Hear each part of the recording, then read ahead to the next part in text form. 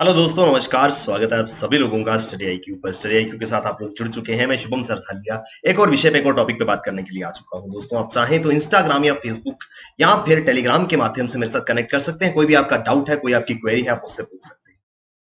जिस विषय पे हम बात करने वाले हैं उसका संबंध जो है वो दरअसल ग्रामीण क्षेत्र से है। तो बिहार का जो ग्रामीण क्षेत्र है, रूरल एरियाज जो है बिहार के, वहां पर आर्सेनिक आर्सेनिक की मात्रा जो है वो बहुत ज्यादा पाई जा रही है। चाहे बात वीट की हो, गेहूं की हो, चावल की फसल की हो, पटेटो की हो, या इवन के ड्रिंकिंग वाटर, तो हर एक एडिबल आइटम जो वहां पर उगाई जा रही है उसके अंदर काफी ज्यादा मात्रा में आर्सेनिक जो है वो पाया जा रहा है, जो कि एक चिंता का विषय है। क्योंकि आर्सेनिक की मात्रा अगर खाने में ज्यादा होगी तो इससे बहुत सारी बीमारियां जो है वो इंसान को लग सकती है। तो इस विषय पे हम विस्तार से जो है वो चर्चा करने वाले हैं। क्यों ये आर्सेनिक की क्वांटिटी, अमाउंट जो है वो बढ़ रहा है, कैसे इससे हम निजात पा सकते हैं।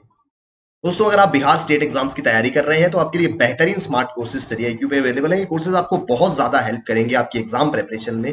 तो डेफिनेटली इन कोर्सेज में एनरोल कीजिए और हमारे साथ अपनी प्रिपरेशन को बेहतर बनाइए।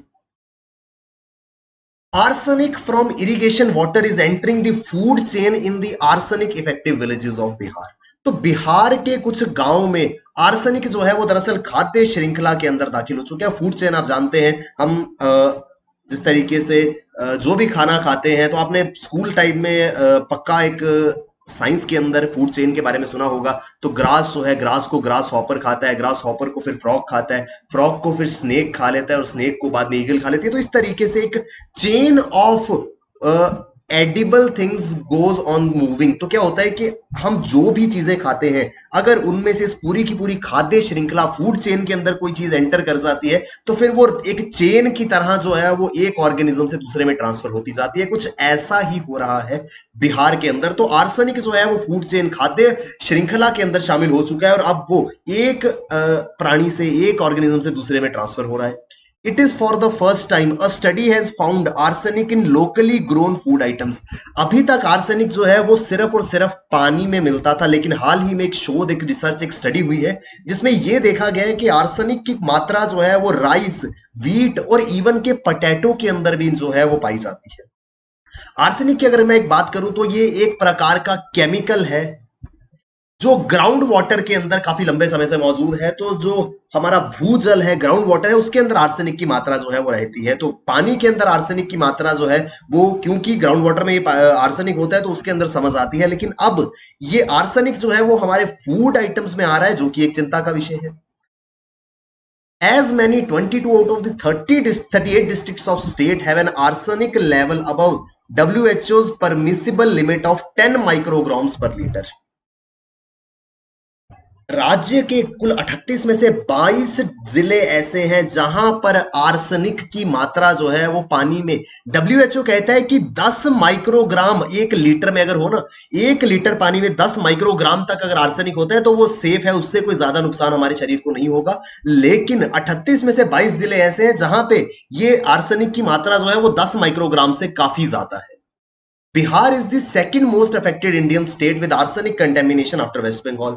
पश्चिम बंगाल के बाद दूसरा सबसे अत्यधिक प्रभावित राज्य इस आर्सेनिक से अगर कोई है तो वो बिहार है। आर्सेनिक जो है वो प्राकृतिक रूप से भूजल, ग्राउंड वाटर के अंदर मौजूद होता है और इस ग्राउंड वाटर से ही ये दूसरे फूड आइटम्स में जा रहा है। तो आप जानते हैं इस तरीके से जितना भी एग्रीकल्चर है उसकी इरिगेशन के लिए पानी की जरूरत पड़ती है। पानी, ग्राउंड वाटर जो है उसके अंदर ये आर्सेनिक मौजूद है और ये आर्सेनिक जो है ये फूड आइटम्स को कंटेमिनेट कर रहा है। और ये आज से नहीं, काफी लंबे समय से arsenic contamination in ground water has been a growing concern in several parts of the country. तो आज देश के अलग अलग हिस्सों में ये आर्सेनिक से जो प्रदूषण हो रहा है वो एक चिंता का विषय है।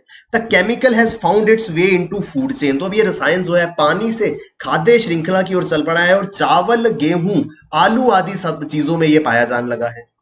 अब प्रॉब्लम क्या होती है इससे? According to the study, the effects of high arsenic content is in an increase lifetime can cause cancer risk. अगर बहुत लंबे समय तक ये आर्सेनिक का इनपुट हमारे शरीर के अंदर रहता है तो कैंसर, कर्क रोग होने के चांसेस बढ़ जाते हैं। स्किन डिजीजेस हो जाती हैं जैसे कि केराटोसिस। तो केराटोसिस, मेलानोसिस, बोवेन डिजीज, ये कुछ प्रॉब्लम्स हैं, अगर लंबे समय तक हम इनटेक करते रहे आर्सेनिक का तो ये उससे होती है। तो अगर जब फूड आइटम्स के अंदर हमारे ये आर्सेनिक मौजूद है और इसको हम लंबे समय तक अगर खा रहे हैं तो डेफिनेटली चांसेस है कि हम इन प्रॉब्लम्स का शिकार जो है वो हो सकते हैं।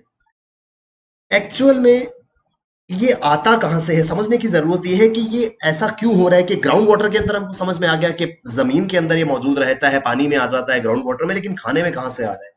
अभी प्रॉब्लम सबसे बड़ी ये है कि जितना ये ग्राउंड वाटर में है उससे ज्यादा ये हमारे खाने के अंदर मौजूद है। उसके पीछे एक बड़ा विशियस सा सर्कल है। होता क्या है, ग्राउंड वाटर के अंदर आर्सेनिक मौजूद था।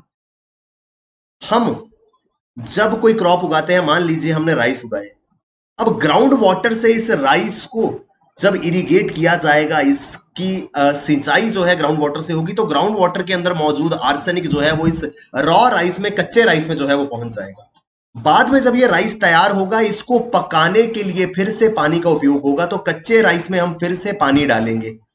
तो यहां पर कुछ अमाउंट ऑफ आर्सेनिक यहां पर ऐड हुआ। जब राइस को पकाने के लिए हम दोबारा से वाटर, अल्टीमेटली पानी का सोर्स तो ग्राउंड वाटर है, दोबारा से जब हम पानी डाल रहे हैं चावलों के अंदर तो दोबारा आर्सेनिक का एडिशन हो रहा है। इस वजह से जो पके हुए राइस हैं, the cooked rice have higher arsenic than raw paddy. कच्चे चावलों से अत्यधिक आर्सेनिक जो है वो पके हुए चावलों में या पकी हुई सब्जियों में है। क्यों?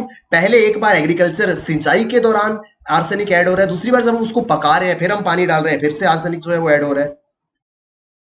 तो ये जो है पूरा का पूरा प्रॉब्लम है। अब ये आर्सेनिक की समस्या ये है कि आर्सेनिक सबसे ज्यादा उस पानी में पाया जाता है जो ज्यादा गहराई से ना आता हो, जो शैलो वाटर है। बहुत सारे ऐसे ट्यूबवेल्स हैं, बहुत सारे ऐसे सोर्सेज हैं जहां पे पानी जो है वो 30 से 70 फीट की गहराई से निकाला जाता है, जो कि ग्राउंड वाटर के लिए बहुत शैलो डेप्थ है, बहुत कम गहराई में जाकर के उथला पानी जिसको हम कहते हैं। तो उथले पानी में आर्सेनिक की मात्रा ज्यादा होती है और एग्रीकल्चर के लिए बहुत सारे लोग जो है वो ट्यूबवेल्स का इस्तेमाल करते हैं, लेकिन ज्यादा डेप्थ में ट्यूबवेल को डिग करने में बहुत सारी कॉस्ट जो है इन्वॉल्व होती है, इसलिए वो कम गहराई तक जाते हैं। मात्र 30 से 70 फीट की गहराई पे जाएंगे, पानी आना शुरू हो जाएगा और वो अपनी एग्रीकल्चर में इसका इस्तेमाल करेंगे। लेकिन ये पानी जो है ये सेहत के लिए हानिकारक होता है। इस शैलो वाटर में आर्सेनिक जो है वो प्रेजेंट होता है, तो आर्सेनिक की मात्रा इसमें ज्यादा है।